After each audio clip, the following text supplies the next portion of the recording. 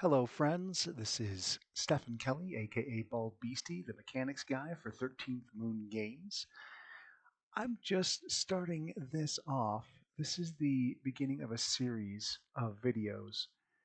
While it's listed as a storytelling primer, it's really beneficial for anyone, players and storytellers alike. I think it'd be important for you folks to be able to just catch up on what we have to say here and why we really created this game the way we created it. So there's going to be a few more videos coming along these lines. There's going to be a mechanics basics video, a mechanics combat video, and a mechanics spellcasting video. So if you found it helpful, go ahead and leave a like, just like everyone else says.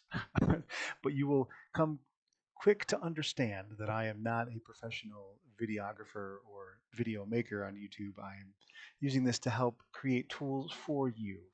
So hopefully you enjoy it. And let's get right in.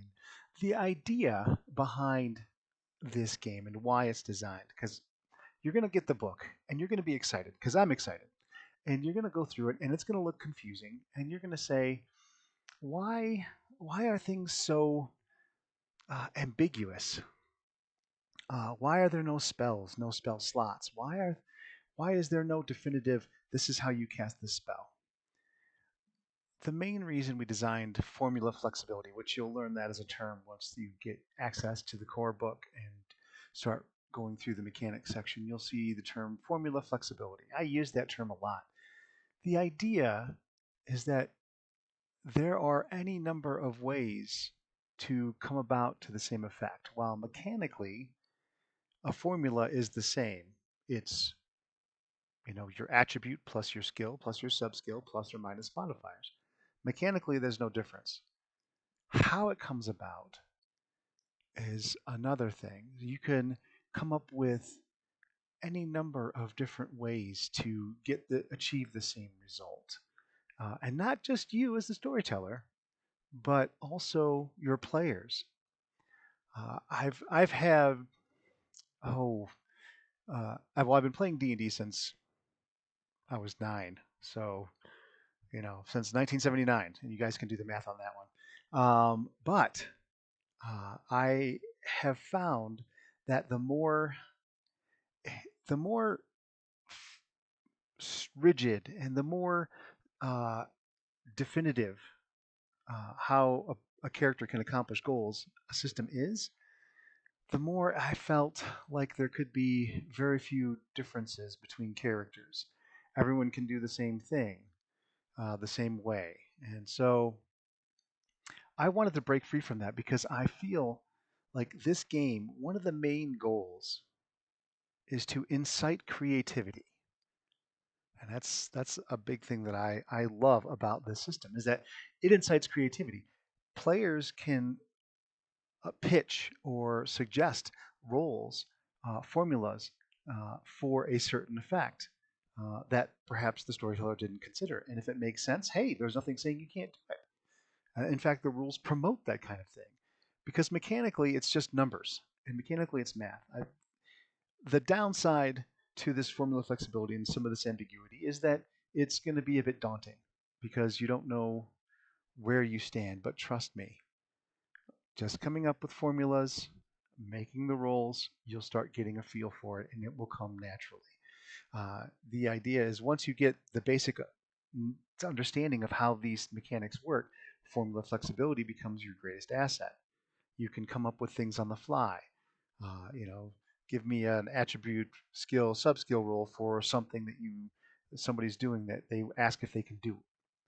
My player asks if they can make an alchemical smoothie. Well, sure. Give me a magic plus magical plus alchemy. Or perhaps they happen to have been in the background a cook. And so you can say, well, great, sure. You want to make a smoothie that's a potion? Give me magic plus magical plus crafting, or magic plus magical plus survival, since cooking is the purview of both of those things. So you can see there's a lot of variance there, which is on purpose. Because again, we want to incite creativity, and the more creativity your players come up with, especially on their own that are successful, the more invested they will be with their characters, and the more invested a player is with their character in your story, the more just exciting that story is for you to tell and for the players to experience. That's the whole idea. And for that reason, player and group and storyteller communication is absolutely key to have discussions. At first, it may seem clunky and slow to say, well, give me this type of role. And the player's like, well, I don't really have levels in this. Can I use this? And if it makes sense, sure. But that takes time. Eventually, the more you do it, it's a quick learning curve. There's a pretty steep rise at the beginning, but once you get there, you're there, and then it's super easy because then you're just coming up with these numbers, looking on the chart if there's a difficulty rating or not, and getting a number, rolling it, and going on, and moving on with the story.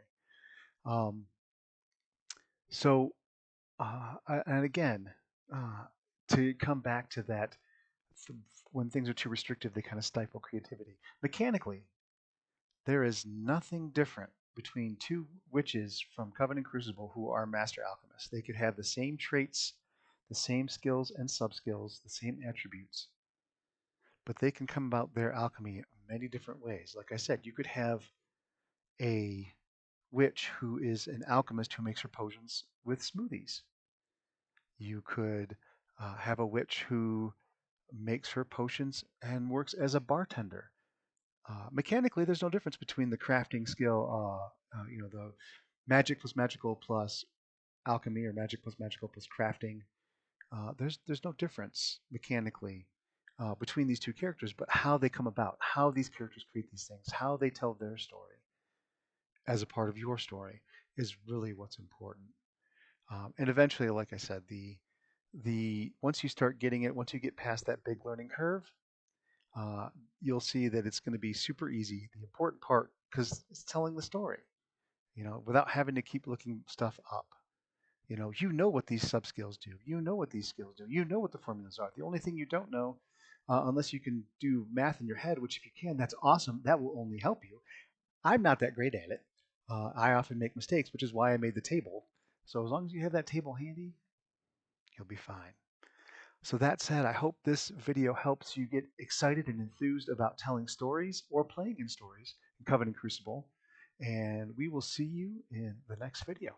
Thanks. Have a great day.